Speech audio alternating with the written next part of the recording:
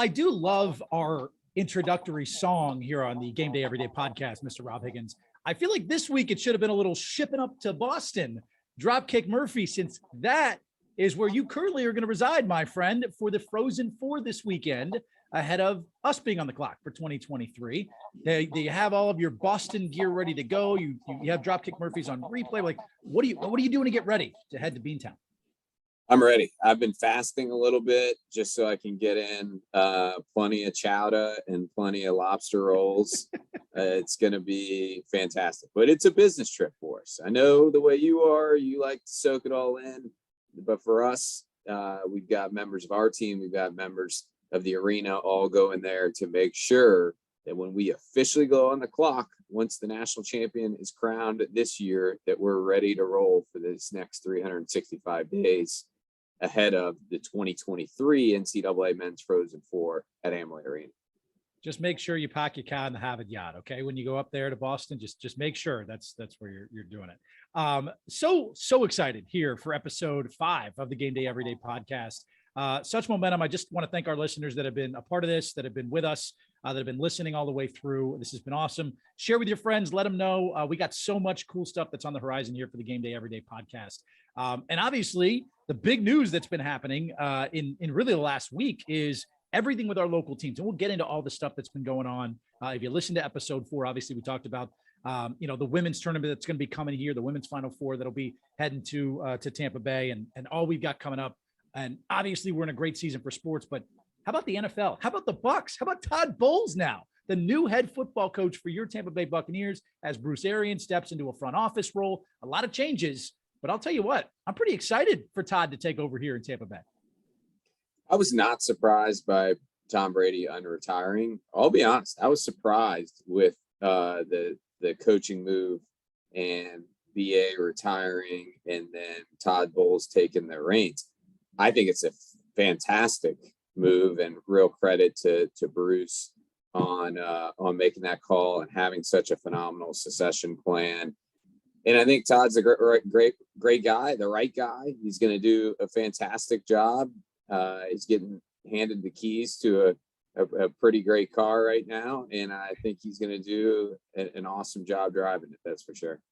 Oh, yes, he will. And Todd Bowles, obviously being an experienced head coach, and one of the things that I do want to commend Bruce Arians for, Rob, and this is just a side note, because obviously Todd is an excellent head coach, but Bruce has really been at the forefront of diversity hires, right? Whether it be, having 2 female assistant coaches on his staff, or whether it be having African-Americans or minorities be a part of his coaching staff, in a leadership type of role. He steps aside and allows Todd Bowles to step in. So there is another minority head coach here in the National Football League.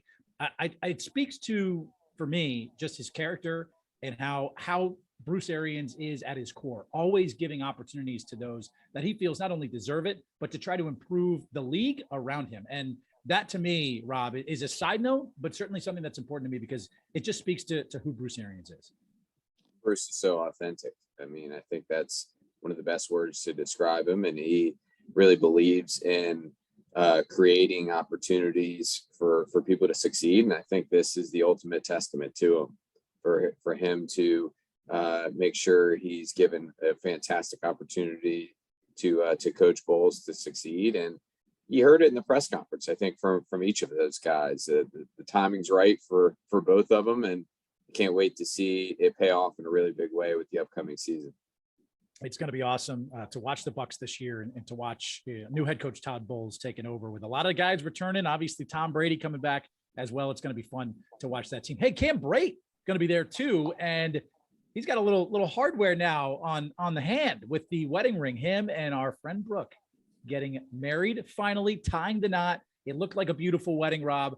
I know they're like my favorite couple in town. They're like the star couple of Tampa Bay. And it was so cool to just see the celebration because they deserve all the love in the world.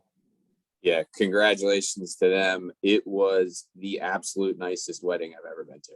And just befitting of their great relationship. Ryan Griffin was the master ceremonies. He basically married him and was hilarious, but also very heartfelt.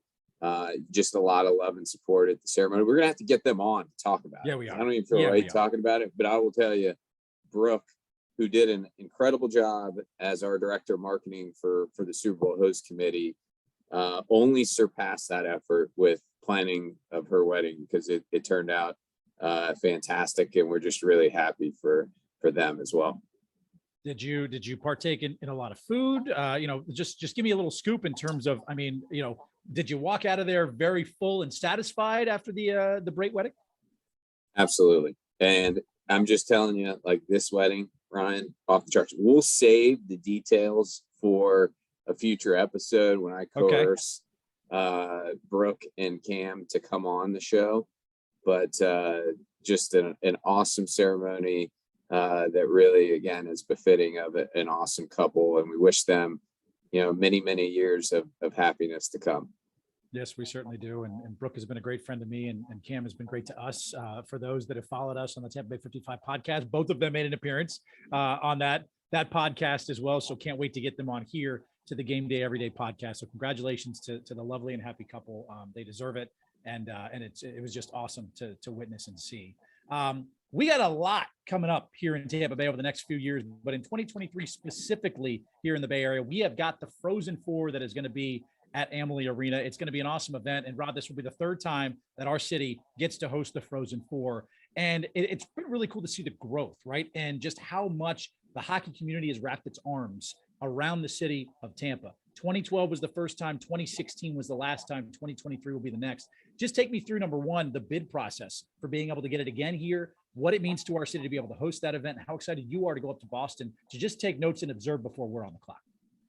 Well, the original time that we bid on the Frozen Four was actually in 2005, and we were awarded 2012. So there was a 7-year gap. The bid cycle itself was for 2009, 2010, or 2011. But we went into the room knowing that we were a long shot. We did everything we could to explain just how special of a situation we have here for college hockey. And it took some convincing, there's no doubt, but we were fortunate to be awarded. I'll tell you, when we got to the question and answer period of with the committee of that bid process, again, just for those 3 years, one of the committee members asked if we would have the ability and interest in hosting an extra year, which would be 2012 at that time.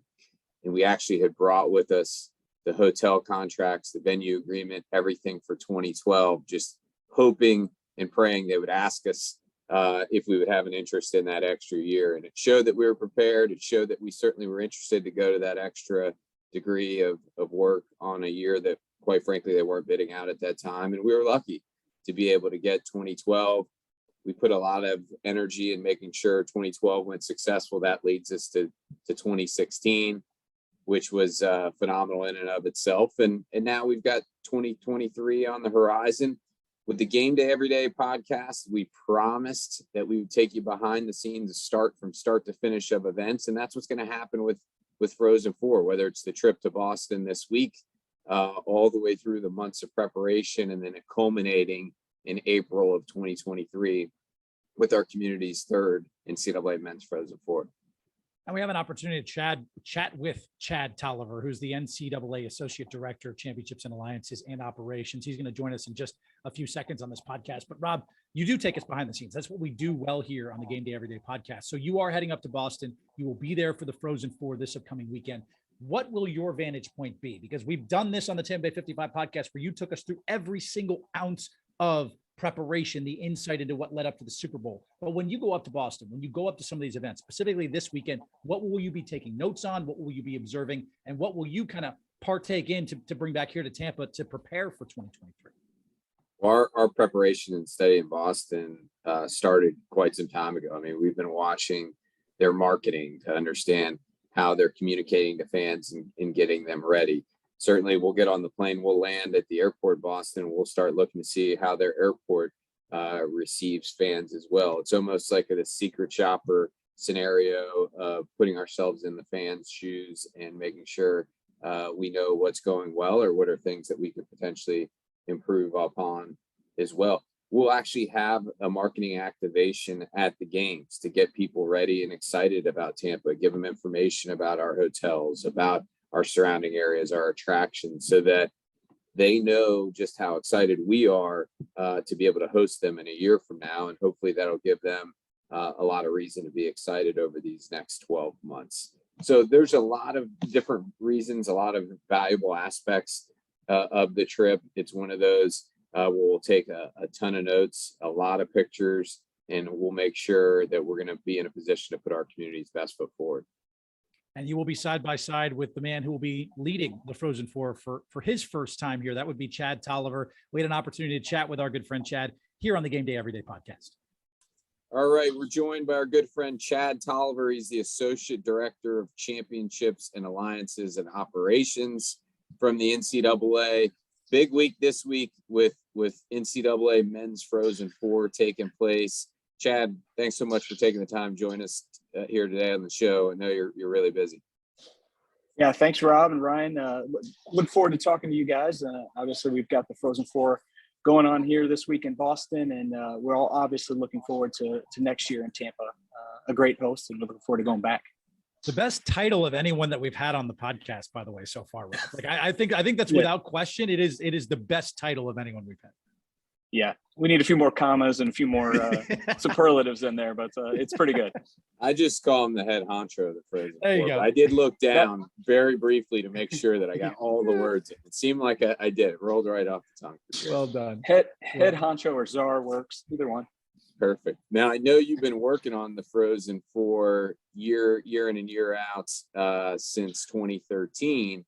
Now, this is the first time that you're truly leading the ship. What's it been like from your perspective as you're finally going to drop the puck here on Thursday? Yeah, it's been really good. I think someone in my situation who's taking that step into the head honcho chair, it's been really good that I've been a part of it since 2013 and had a great mentor and friend in Kristen Fosbender, who had so much experience running this event and done such a great job. She left it in a great place, and I had a great opportunity to learn from her. And my goal is to keep things rolling and enhance on what she's built. But I think that foundation has been outstanding. Obviously, I pulled in a few more different directions this year, which is fine. But a little adjustment there. But so far, everything's been great, and it's been a great opportunity for me, and it's one I'm really excited about. Chad, you just missed our first in 2012 in terms of Tampa hosting the Frozen Four. Obviously, 2016 was here, and this city and this community has embraced hockey, and we've seen it with the Lightning and just how passionate fans are here in this town without having a D1 program here in our backyard. How impressed have you and your team and the NCAA been with the response to having the Frozen Four here in Tampa? Because we love having this event in town. Yeah, it's incredible. I know when I started in 2013, I heard a lot about the experience of 2012 and how great it was. And was excited that I knew that 2016 was in the midst, and that's been one of my favorite Frozen Four experiences. They've all been great, but just the weather and the different locale, being from the Midwest, and the hockey being traditionally a northern sport, it was a nice change of pace for our fans. I know they like some of our season ticket holders that get to travel year to year to the Frozen Four. They like that opportunity to come down and get some sunshine, and it's a little odd walking out of the rink and sweating if you got a jacket or whatever on. Nice to wear those shorts and t-shirts at a hockey event. So it's been really great. And the thing that stood out for me when I was there in 2016 is just the local support. They're obviously the hockey community. It's a massively growing hockey town, and the success of the Lightning, but also the support from the community, and that starts with the Tampa Bay Sports Commission and just all their efforts and willingness to go above and beyond to put on a great event there. I know we're not the only major event that you guys host. You guys do a phenomenal job of Super Bowls and all kinds of different events, and we're just lucky to be a part of it and to be there in Tampa. We're not going to tell the others, but you're definitely one of our favorites, Chad. Number one in our heart. Appreciate that. That's for sure. Mission accomplished. One of our favorite things about this partnership with you guys and working on the Frozen Four is the mutual emphasis that we put on the fan experience, whether it's your season ticket holders to somebody that's making the event for the very first time. Maybe a little bit from your perspective about, why that is such a priority for each of us to make sure we get totally right. Yeah, a couple things. I think one thing that stands out that I've noticed just over the years is the continued enhanced coverage from the television broadcast. I think the viewer gets quite a bit at home that in the past maybe you haven't seen there when you're going to a game. Me personally, I'd still rather go to that live event and to have that tangible experience. But I think you do get some things on TV that you don't normally haven't in the past gotten when you're there in the venue. So I think it's really important for, as event managers and folks running these major national championship events and other events of the same like, is that we provide some of those things in-house for our fans that are there and have, spent the time and money to see our events live. So I think that's important. And we have very unique in our championship that we travel obviously around the country year after year. We're not in a single location, but we have a large number of dedicated season ticket members who have been a part of our priority ticket program for many years. And those folks have spent a lot of time and money over the years and make it their annual vacation to follow the Frozen Four around. So it's incumbent on us, all of us that are involved there locally, from the NCAA perspective, from the NCAA committee, that we provide those folks that are there a great experience, not just at the hockey games, but all around when they're in that host city. And certainly Tampa provides a great opportunity for that. You mentioned the television broadcast. It helps when John Buccigross is pumping college hockey, as he likes to call it, because that certainly gives a lot of publicity to the sport and the Frozen Four. So I'm sure obviously ESPN will be all over it. And you've got some really talented teams, obviously. When you talk about Michigan, their 86th all-time NCAA tournament game. You've got Denver, who has had 18 Final Four appearances. Minnesota State, Minnesota being one of the best college hockey teams in the sport. So, I mean, on display is some of the best and brightest that's going to be playing here in Boston coming up this weekend. Yeah, absolutely. As you go through the bracket, many years, you'll have the upsets of the number one seeds and that kind of thing. We're very fortunate this year that we've got, three of our top seeds, number one seeds, and then Minnesota, who's no slouch and certainly has an outstanding following in history, rich college hockey history. So I think that sets up for just some great action on the ice, some great competition, entertainment for our fans. And, it's really great. It's this year being in Boston and in the Northeast, it's unfortunate we don't have any teams from the region. But I think that the four teams that we do have are high caliber and just set up for a great weekend of hockey. I'm sure Michigan's going to travel well. Knowing how that fan base travels, I'm sure, being that the last time they won the national title in '98 was at the TD Garden. So I'd imagine that they would like to go and reminisce a little bit and see what Big Blue can do. Absolutely. Yeah. Chad, I asked you about the fan experience, but my last question from this standpoint is on the student athlete experience.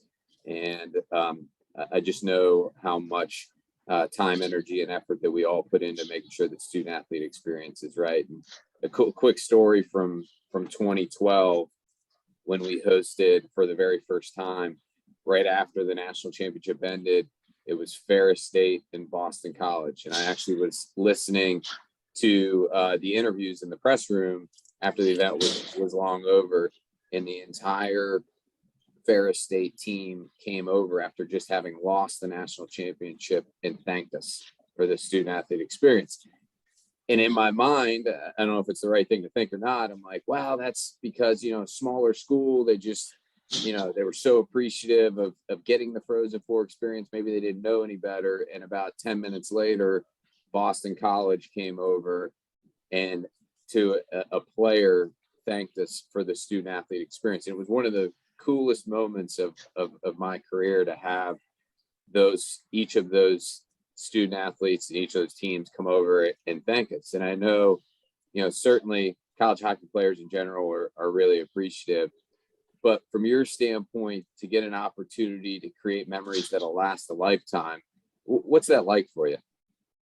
Yeah, just real quick before I get into that, your story reminded me, obviously I wasn't there in 2012, but the kind of the story that we tell around the office by the folks that were there, the murals on the outside of the decorations on the outside of the arena. I think there was a Boston College student athlete that was in his hotel room and wasn't aware that was up. And he got up one morning and, pulled the shades back and there was his picture on the side of the arena and just his comments throughout the week about what a cool experience that was for him. That's one that always resonates for me. And obviously now with NIL and all those types of things, I don't know that's we're going to have that any going further as we work through those issues. But that was a cool student athlete experience that we always talk about back in the national office in Indy. But I think in general, as far as the student athlete experience goes, for all of us, I don't want to speak for everybody, but for me, it is a job and it's a career, but it's also something I love to do and I'm passionate about it. But there are those kind of hard days. But whenever I have those times where I'm not, 100% or not as enthusiastic as I maybe should be, I just think back to, the number of championships that I've run and to see those student athletes after it's just completed, they're out on the ice or the court or the field and they're holding up that trophy. And you've got these, 22, 23-year-old athletic specimens out there. And they are just celebrating like they're little kids that just won, a T-ball championship or whatever, unbridled enthusiasm. And to see that happen and know that I played a small part in that, that's what makes me come back every day. So that's really the key for us. Obviously, there's a lot of things going on, a lot of logistics and things that are important to run that event. But at the end of the day, we're doing this for the student athletes and the experience that we provide them, they're going to remember for the rest of their lives. So we've got to put our best foot forward and make sure that they've got the primo experience. Well, we can't wait to be able to work with you for the next year. We're about to be officially on the clock, which is fantastic. We're looking forward to our third NCAA Men's Frozen Four, and we wish you the best of luck this week in Boston. We'll be taking a lot of notes, a lot of pictures, and we'll be gearing up for what's going to be an amazing week a year from now. Yep. Thanks, guys. I appreciate it. Can't wait to get down to Tampa for site visit and then for the real thing and take in some of that warm weather.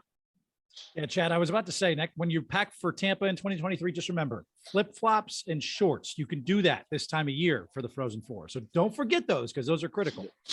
That's already packed, ready to go for next year. Sounds good. Thanks so much for joining us, Chad. Thanks, guys. I appreciate it. Ryan, it was great talking with our good friend, Chad Tolliver. What a great guy he is. What great perspective. It's just fun to hear how committed the NCAA is to making sure it's a great event, not only for the student athletes, but for the fans as well. And I'm sure those fans will be excited to come down to Tampa in 2023, bring all of those board shorts, the flip-flops. You can leave the jackets wherever you are from in the Northeast or out West, because when you come here to Tampa Bay, especially this time of year, you're not going to need them. So I'm sure they're very excited about that aspect of coming back here to Tampa.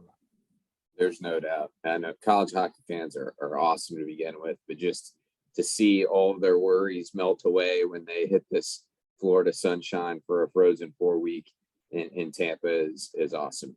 You know what else is awesome, Ryan? Is we're going to get a chance to visit with a really cool young man who has done something special recently named Benjamin Mallin. I got to tell you, Benjamin has impressed us in so many different ways, but one of the things that he has done is taken our Replay Tampa Bay initiative, which is our new and gently used sporting goods drive, and taken it to an all new level. He has set records with his efforts. He's only 13 years old. He's in 7th grade, and we've got him coming on the show now to talk about what he's been up to when it comes to Replay Tampa Bay. Now, Ryan, we have had some really special guests that have done some pretty incredible things, but a lot of them pale in comparison to what our next guest is continuing to accomplish. And that is 13-year-old 7th grader Ben Mallin in what he's doing with our Replay Tampa Bay initiative. Replay Tampa Bay is our new and gently used sporting goods drive, which goes on an ongoing basis. And Ben had a pretty fantastic idea that I want him to share with our listeners with what everything he's doing. Now, Ben, what was the big idea that you had? So for my bar mitzvah project, I had an idea of something with sports. So I decided to do helping less fortunate kids have an opportunity to play sports. It's amazing. That is awesome. And so with your bar mitzvah, you started to collect items for Replay Tampa Bay. Is that right? Yes. And how many items have you ended up collecting? I collected 800 individual sports equipment and $1,800 in cash and gift cards. That is absolutely Amazing. incredible. And That's you know what that amazing. is, Ryan? Ryan, that's a record. We've never had Wow. somebody collect that many items.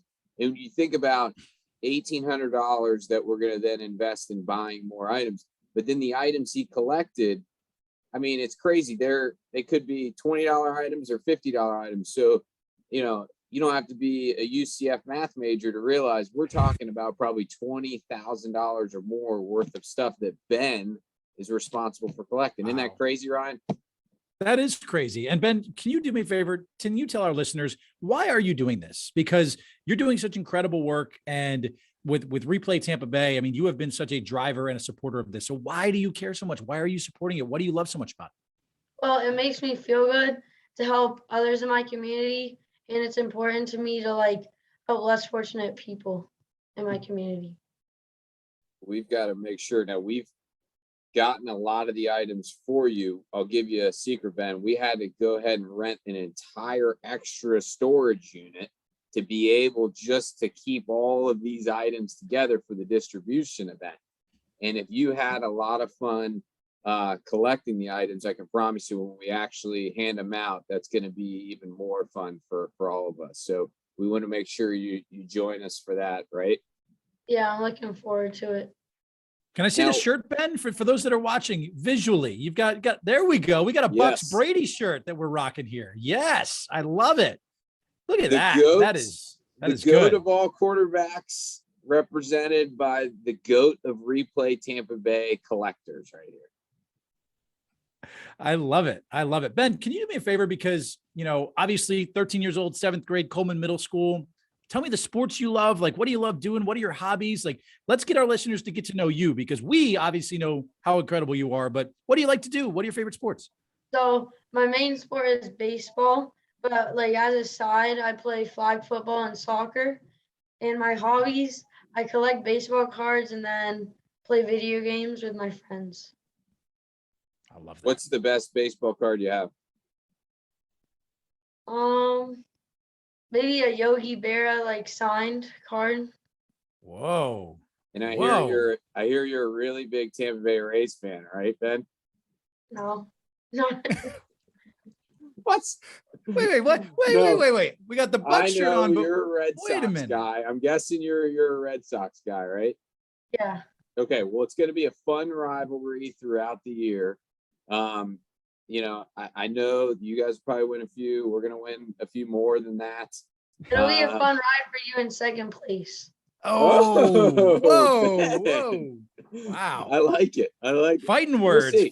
from Ben. Hey, with as many Replay Tampa Bay items that you've collected, I can't get on your bad side. So I'll just say, hey, good luck this year. I hope you guys have a great season, just not as good of a season as the Rays. Okay? Can we just agree with that, Ben?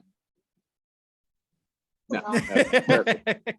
Well, Ben, thank you again for everything that you've done. I mean, when we got a letter from Ben that just shared his idea very early on, and I don't think any of us had any idea what would be in store in the number of goods that you would end up collecting, as well as the money, and it's going to make a real difference in our community. And so, from the bottom of all of our hearts, thank you so much for everything you've helped accomplish.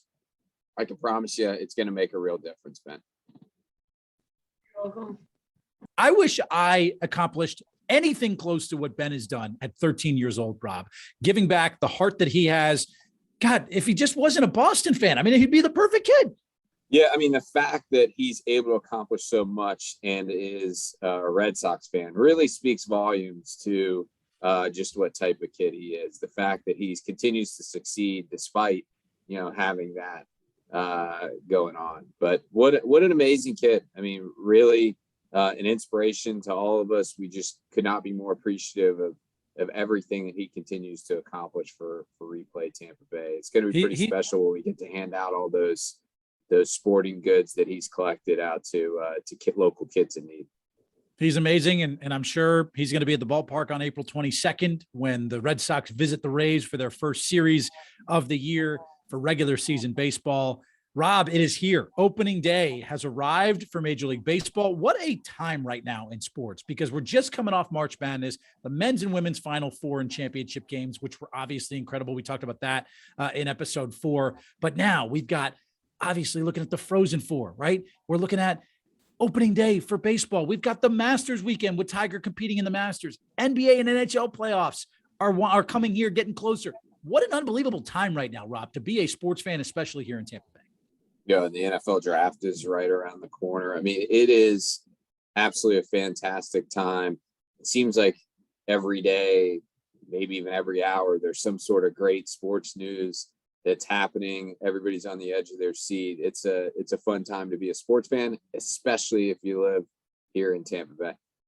It's truly amazing. As we kind of close out this episode and send off our listeners here at the conclusion of the Game Day Every Day episode 5 podcast, you got any predictions for the Rays this season? Because there's a lot of people that want to say the Blue Jays maybe are going to win the division this year, or they could see the Yankees or Red Sox. But remember, Rays have had back-to-back years here where they made a World Series run and then were the best team in baseball last year. Now, playoffs didn't work out the way that we wanted last year, but I got a feeling this club is hungry and finally third time's a charm where they break through. Rob, what are you thinking? I agree. Unlike my March Madness predictions from a couple episodes ago, I'm going to go ahead and go on the record. I'm going to will it to happen here.